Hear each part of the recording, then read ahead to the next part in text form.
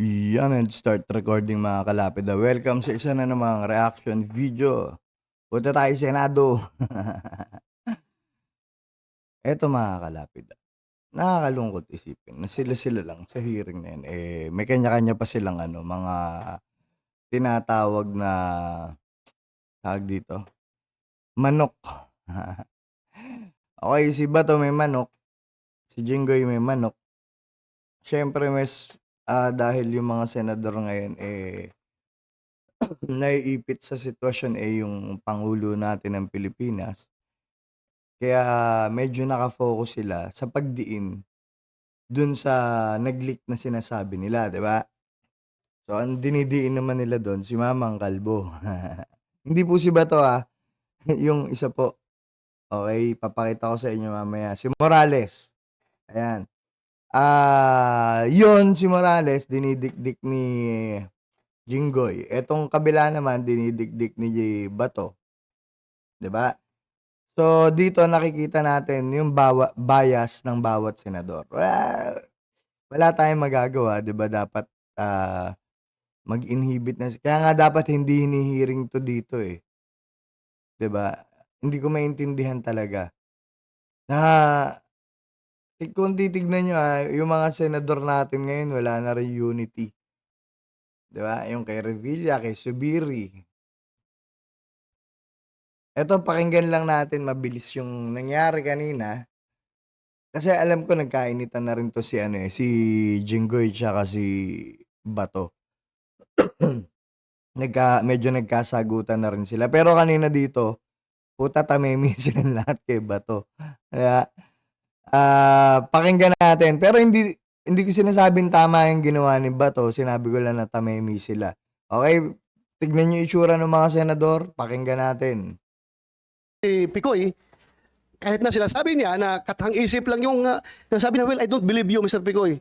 I don't believe you. In the first place, sinasabi mo na katang-isip mo yun. Pero, paano ka, alam ko yung ginawa mo ngayong discussion. Tignan mo yung itsura ni Jinggoy. Kasi wala tayong magagawa Si Bato, ni Duterte yan alyansa. Diba? Solid yan.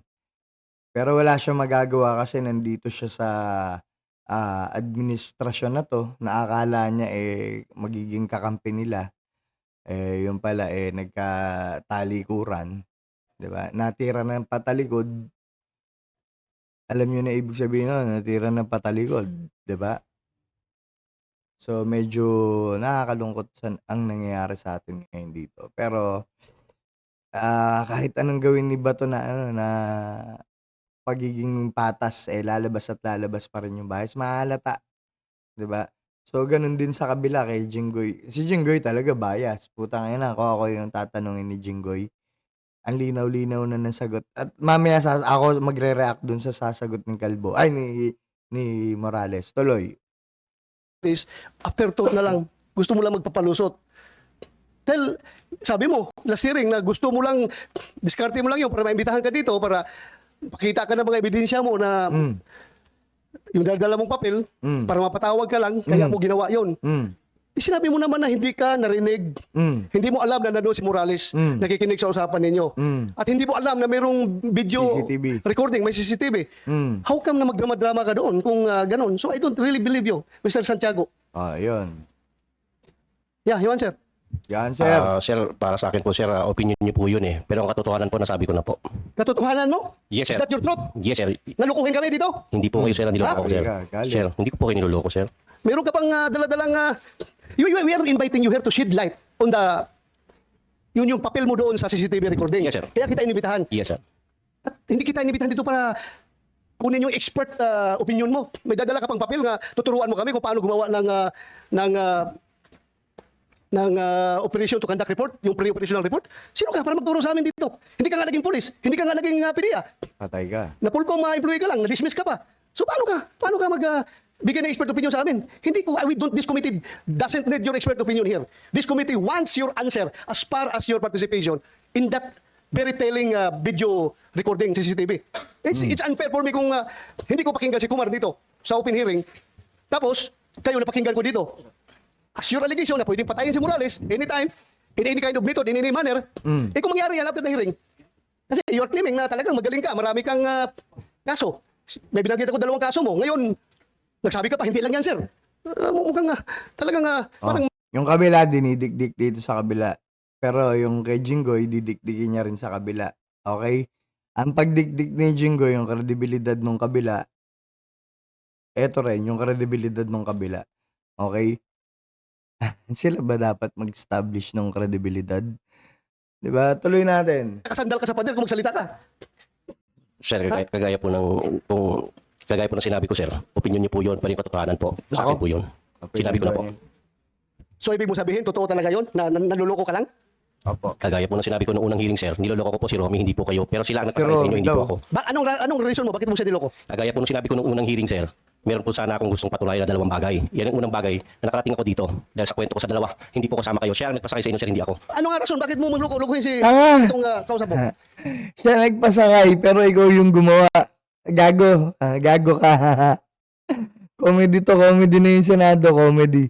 Para Tuloy. mapatawag ka dito sa hearing? Kagaya ng sinabi ko pa rin po noong unang hearing, sir. Yun pa rin po. Doon ako nakatindig dahil yun po ang katotohanan. Do you think mapapatawag ka dito? Kung wala yung hindi pinakita ni Morales yung CCTV?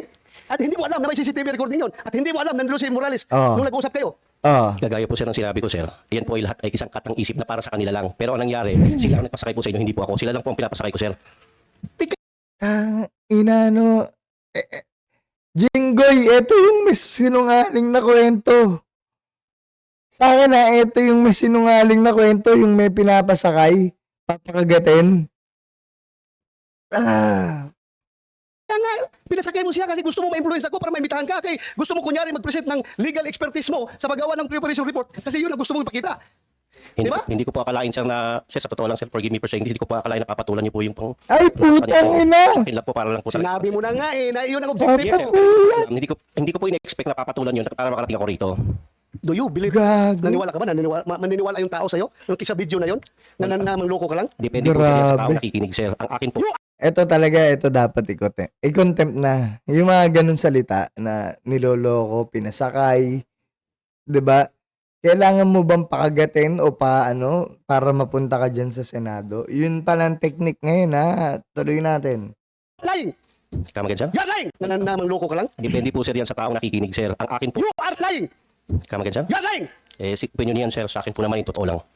From unang I am- hearing hanggang dito. As chairman of this committee, I am going to cite you in contempt for lying. Any objection?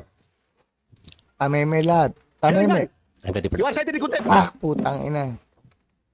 Muntik na mabali yung kahoy. 'Di ba? Ako mas okay ako dun sa ginawa ni Bato. Kasi kupal naman talaga yun, no? Kailangan mong pasakayin yung tao.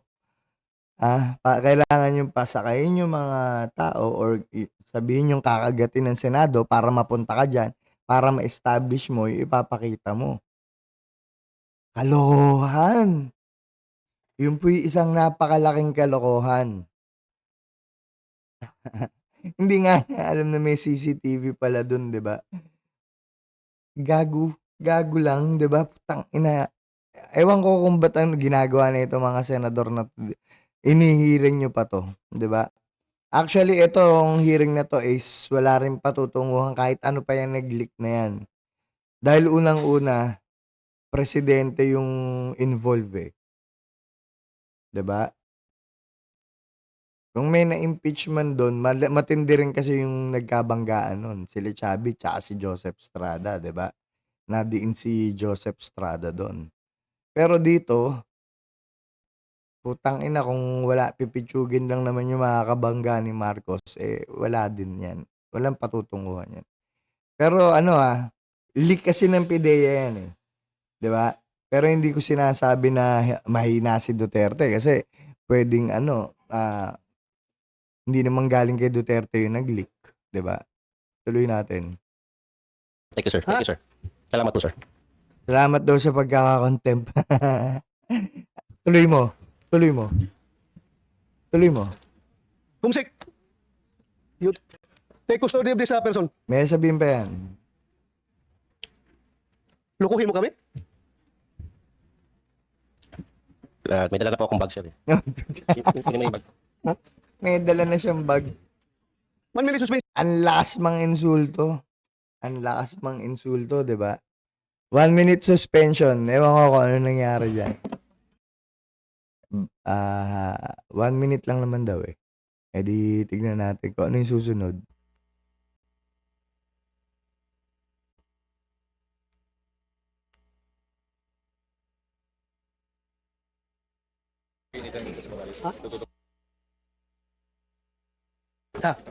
Dali lang. Hearing resumes.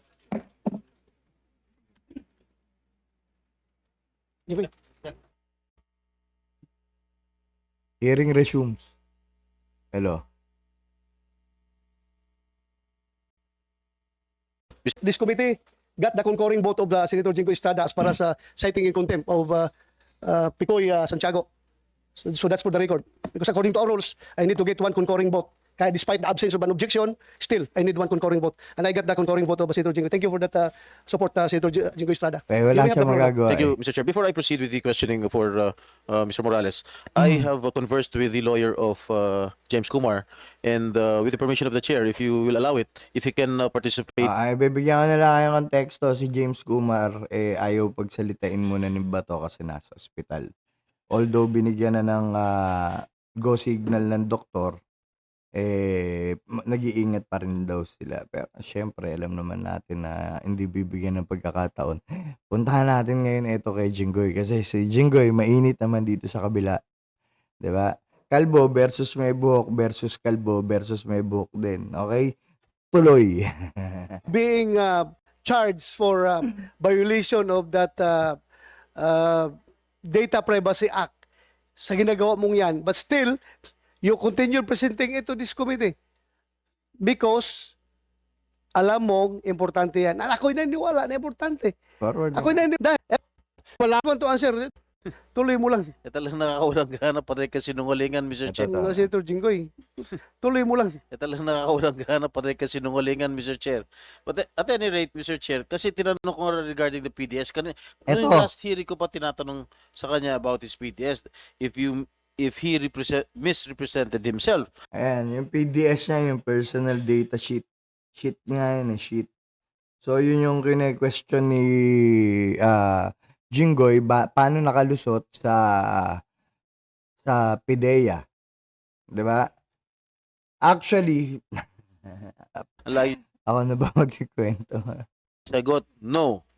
Pero contrary to what is written sa kanyang Okay. PDS, Ayan. Contrary what is written, kasi may tanong doon na sinagot ni Morales ng no. Parang hindi na tayo humaba May ano doon sinagot si Morales na no. Contrary doon sa totoong nangyari na may kasyo kuno na ganyan, parang hindi siya capable or hindi siya pwede doon sa posisyon na yon. Pero napunta siya doon. Parang ang pinalalabas ni Jinggoy dito is may perjury na nangyari doon sa papel kasi sinulat nga no. Hindi kaya pwedeng ganito yan. Kasi 'di ba sinabi naman sa hearing ni dating PIDEA Santiago, dating director ng PIDEA, na kulang sila ng tao. So, pinapasa lahat ngayon ng dapat ipasa ni Morales sa PIDEA yung mga qualifications para makapasok siya doon sa posisyon na yon, para maging investigador siya o ahente ng PIDEA. Hindi kaya sinabi na lang sagutan mo, no?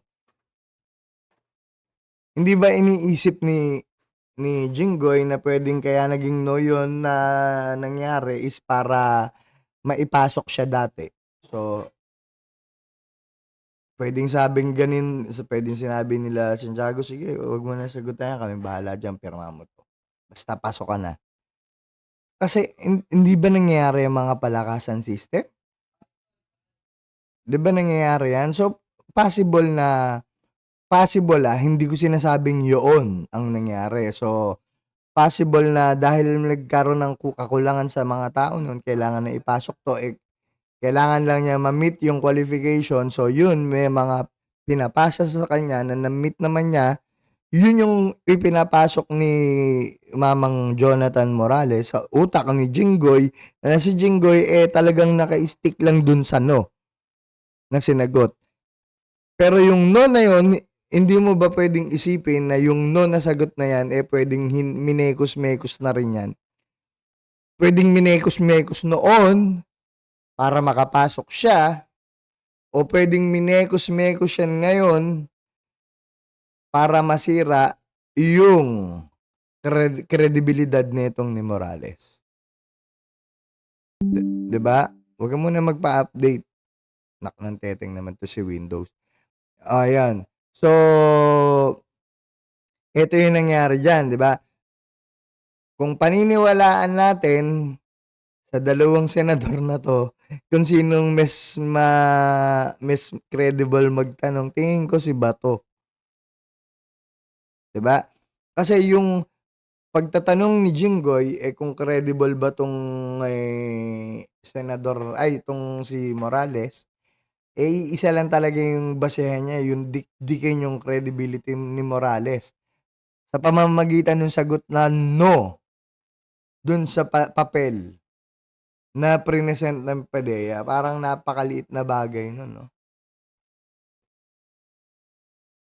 Dun mo lang babasagin sa maliit na no, yung isang tao na pwedeng nangyari yan nagkamekos-mekos na sa lahat. Kahit sabihin mo nandiyan yung pirma, kinonfirm po ni Morales yung pirma niya na yun yung pirma niya before.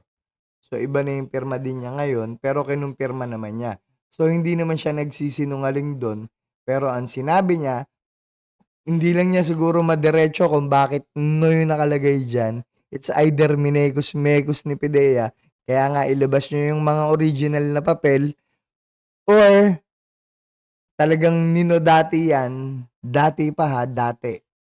Kasi kulang sila ng tao. So mga kalapida, ano sa tingin nyo nangyayari sa Senado ngayon?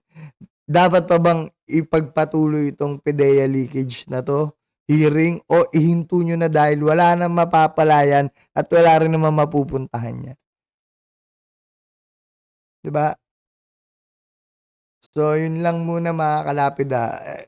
Comment kayo syempre mag-subscribe kayo.